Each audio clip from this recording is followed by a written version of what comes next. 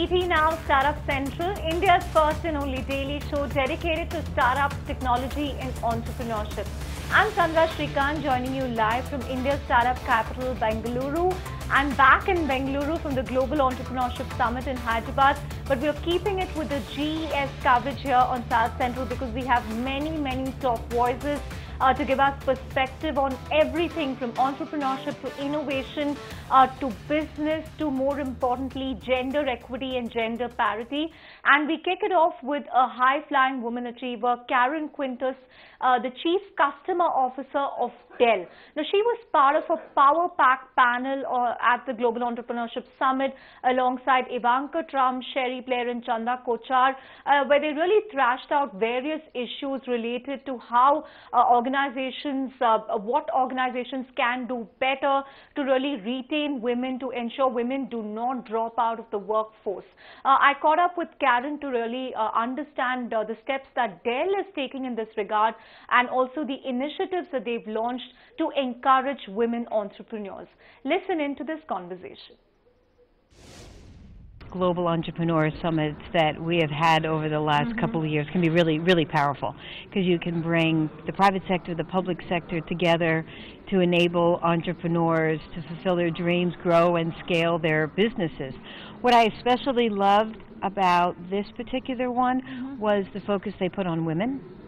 This is an area that Dell has invested in over the years around our Dell Women's Entrepreneur Network programs, and for us to be able to be here and help these women entrepreneurs, give them access to technology and skills and training and mentors, can just simply do nothing but help them figure out how to fulfill their dreams and take their businesses to a whole new level. Right. And, there was a lot of discussion in the morning on what can be done to really ensure that you manage to retain women, through different phases of their career when other things take precedence. What do you think is the main reason why women opt out, and what can organizations do more to improve retention? I don't think there's just a single answer to how do we bring more women into companies and then keep them there. I think it takes a couple of things. I think it takes changing the cultures. I think organizations have to recognize that there are some unique challenges that women have when they go on maternity leave, when they return, when they have dual working spouses. How women interact is different, and so cultural changes are really important. One of the things that we've done at Dell is what we call MARC, Men Advocating for Real Change. It is teaching all of our leaders, both men and women, that we all have unconscious biases. It's how we respond to them. It's how we lead our teams through them. It's how we appreciate all the differences that are they receptive to that in terms of, the program and the biases that they might have, the unconscious bias? Oh, it's been a huge positive effect at Dell. And what it creates is the ability to have a conversation to say, here's how I see things, here's how you see things. When you say this is how I interpret it. And it really opens men and women's eyes to just a diversity of thinking, and creates a place where they can have those conversations and walk away with a set of commitments of things that they're going to go do in their work environments to change how they embrace diversity. So it has been a huge game changer for us. So I think culture plays a huge role around retention. Right. I think leadership commitment plays a huge role. If you do not have a leadership team that is committed to changing the workforce and putting more women into leadership roles, then it's never going to move. So at Dell, we have set goals. We hold our leaders accountable to those goals. We have very robust global diversity action plans that start at the Michael Dell level and work down through the company. And then the third thing is women want to be part of great events like this. They want to come together with other like-minded women. What are they going Some very powerful words coming in from Karen Kuntis there, but moving away from Karen to another top voice that we have on the show today, and this is an Indian entrepreneur, Ritesh Agarwal of Oyo. Remember, Ritesh Agarwal raised a huge round of funding recently, but that's not the only reason they've been in the news. They've also been in the news for that acquisition, or rather the acquisition of Zorooms that did not go through. I asked Ritesh about all this, and I also asked him about his views on the TRAI upholding the principles of net neutrality, what it means for internet entrepreneurs like him. Listen in to what Ritesh Agarwal had to tell us. Clearly, the company has had great 2 years. If you saw the annual report that we shared earlier, we've continued to double our revenues, reduce our burn by 33%, 17% net margins, doubling our NPS, ensuring that customers are having the best experiences as needed. We learned from our 2015 mistakes. In the last 1.5 years, we've really taken our experience to the next level. Recent reports from Kalagato and multiple sources showcase us as market leading in NPS. So we believe that with all of this, we were sort of ready to go to the next level in terms of investing in capabilities and continuing to create more impact in our space. We are very thankful to have 3 shareholders come in: SoftBank's Vision Fund, China Lodging Group, the largest hospitality company in China, and of course the Hero Family Office, which is being the consumer products rockstar in our country in the last generation. Right. So we believe that In fact, it was the first big announcement from the Vision Fund in India. From the Vision Fund in India. Yeah. So we believe that all of these investments will continue to go in the same places that Oyo has always invested in, 4 core capabilities. But in terms of the overall market, Ritesh, in the last year or so, we've also seen Airbnb significantly step up its exposure here. And right at the beginning, you took a different route, saying that, India is not a market for shared homes, shared space. Would you say you were right in taking that call, or, are you now reviewing that plan? Just wanted to understand.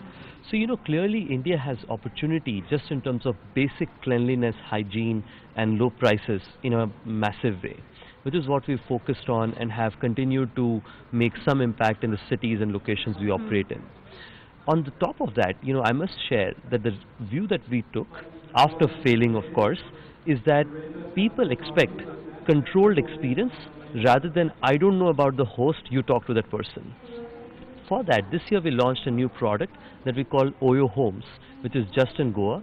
These are managed vacation rentals, which means you get a private 1580 Portuguese villa, you get private apartments and so on, but we ensure the housekeeping, the services and so on. So we manage these places. These are second homes owned by people in Goa who give it to us to manage and then rent it out.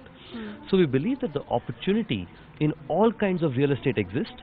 The fundamental difference between us and the way a lot of other people think is they are just internet platforms, but we are internet platforms and operators. You had some new offerings last year. How is the traction? So, like I've shared earlier as well, we have our core offering, which is Oyo Rooms, which is economy hotels, budget, good quality living, low prices. That continues to be our dominant market. Last year we launched Oyo Townhouse. That's been continuously growing. In fact, a lot of people around here I meet are all staying at the Oyo Townhouse around High Tech, around Jubilee Hills and so on. We're seeing great feedback. The occupancies are in the range of 90% for hotels which have launched and have stayed on the platform. We launched Oyo Homes this year in Goa and other leisure destinations. Even that is doing exceptionally well. Remember, unlike Oyo's normal platform where you just get a room, in Oyo Homes you only get the whole apartment or the whole villa. And that's doing exceptionally well. In fact, December is a month where we hope to cross 1,000+ rooms in the Oyo Homes category in Goa itself. So it's a huge opportunity. All of these products are starting to make an impact, but the core remains. If you bring beautiful living spaces in low cost in India, demand is infinite and supply is limited. And our mission is to continue to create more supply in the right quality. Right. One niggling issue, Ritesh, has been around Zorooms. We saw the statement recently from them. They said it was in bad faith and might take legal action. Clarify to us what this whole deal means. It's been really in the mysterious zone for a year now. Honestly, as much as I would like to talk about it, we've issued a statement about it earlier. I can't offer any further comments on that. As an internet entrepreneur, what's your own take on this ruling? Considering at a time when the US is talking about repealing net neutrality, India has gone ahead and reinforced the principles. What's your take? My courage to Mr. Sharma, try to continue to lead this. I already have a little bit of goosebumps. It is something that we deeply care about. We or any other internet entrepreneur in India or any consumer product entrepreneur in India would not have been successful if it did not have fair internet, where big companies could spend capital and get better traffic and not the other guys. We feel India has done a great job in continuing to uphold net neutrality. I would like to congratulate everyone from Nikhil and everyone who's fought and continue to lead this battle. On the other hand, it's sad that a country like US, which is enabled free entrepreneurial nature, is the first place in the world where first generation entrepreneurs have been so successful, is a country that's thinking about repealing it. But I'm very proud to be a part of the country where net neutrality continues to be upheld. So Ritesh Agarwal clearly giving a big thumbs up for that TRAI ruling on net neutrality. But moving away from that to the big story as far as the funding space is concerned, because Uni4, a speech startup in Chennai that offers speech recognition solutions, speech analytics solutions, has raised its Series B round of funding, led none other than Cisco's John Chambers. Now this marks John Chambers' first investment in a startup outside the US. So from that perspective, this is momentous for an Indian startup. We caught up with Cisco's John Chambers as well as Uni4's Umesh Sachdev to really understand what clicked as far as Uni4 is concerned and how they will be using the money going forward. Listen into a snippet of this conversation. I probably talk to several hundred startups per month, and am honored to often being able to coach and focus on many of the startups around the world. What attracted me to Uni4 was very unique. It's a market transition that transitions around technology of artificial intelligence, machine learning, but also speech analytics and how speech will be the primary way that you interface and change the customer experience. The second thing that attracted me, being very candid, was the CEO. I met him here at a MIT Mint conference where basically he was one of the top 30, under 30 leaders in the country, and he stood out. He was really amazing on that. So the second thing was the CEO, the ability to see somebody who truly understands a vision and a direction. The third thing, I always am customer driven. And when he shared with me his customer list, the players like, just to name a few of them, MetLife or Tata were at the front end. The fourth element is I got the market transition. It's an inflection point in terms of the role the speech will change the customer experience. The fifth thing is their investors, IDG and others, very solid behind it. And they have the ability to lead in an industry that's going to be $21 billion by 2021. So those are the criteria I looked at. But if there are only two things, it literally is a market in transition, i.e. the role the speech will play in the customer experience. My primary pitch to John was that as a B2B startup in India, which is emerging in a deep technology space, like John said, we have initial customers, good validation, the team's getting in place, but our ambition is global. As you know, that Indian B2B startups haven't yet succeeded at the global stage. And there's a lot to learn from somebody who's kind of seen the movie many times over, who's built this not once but multiple times across various countries, and who understands scaling up of sales channels around the world, building partnerships, and sort of going and conquering new territories.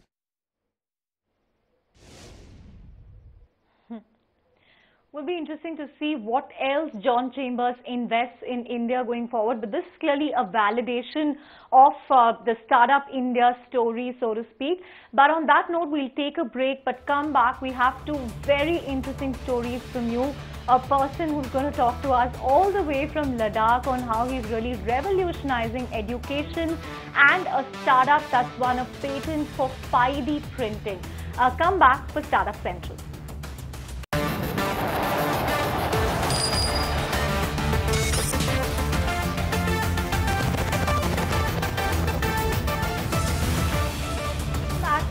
in our Startup Central, and as promised, a very interesting conversation that I had with one of India's top innovators, Sonam Wangchuk of the Students' Educational and Cultural Movement of Ladakh. I caught up with him on the sidelines of the Global Entrepreneurship Summit to really ask about what he thinks about the current education system, the need to move away from chalk, talk and paper, as he calls it, to how educational apps can amplify what children do instead of just serving the same formulae over and over again. This is a very fascinating conversation. In fact, he's completely revolutionized the way education is done in Ladakh. He advocates a lot of connect with nature and less of rote learning, less of classroom listening. Listen into what Sonam Wangchuk had to say. Are improving, but still way away from what children deserve. Children deserve to be happy, to be learning, but happily learning, and not necessarily all through books and teachers, chalk, talk and paper, I always say. They deserve to learn how we humans have evolved to be and learn. Yeah? We have never in the history of mankind sat in a classroom for 8 hours listening to lectures. This is a phenomena of last 300 years of industrialization with factory schooling. Otherwise, our children have always engaged in real life, facing challenges, sometimes even dangers. As hunter-gatherers, we have done that. Later, as settled farmers, we have done that. Always on the field with the people and never engaged in a so-called classroom. So we have to bring back some of these primordial concepts of learning to the schools that we have today, and because we are made and designed that way by nature, will keep children happier and out of problems. In today's time, it's become critical for both parents to sort of be working. So children are not just in school; they're perhaps also spending extra time in daycare or after school care. So, what role do you think parents can play in supplementing school education? I think if you have taken the responsibility of raising a child, then it is much more serious than just giving them off to the schools. Yeah, you have to be very involved, and it's fun also. You could be learning together with the child all the science and maths and English and Hindi. And engaged parenting, I would say, taking them to places that the schools don't show, doing the things that schools don't do. Schools should do, but until that happens, you can't wait. So therefore,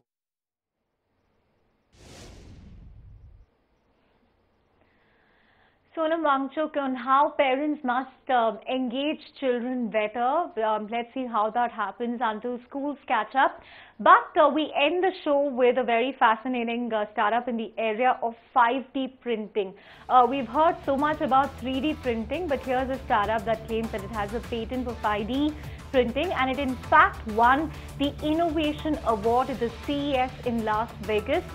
Bangalore-based ethereal machines is Halo that can make everything from Donald Trump's bust to a model of the Charminar. Watch some of the models of this startup and the conversation that I had with its co-founder, Kaushik Munda. Kaushik, this and that came from the machine there.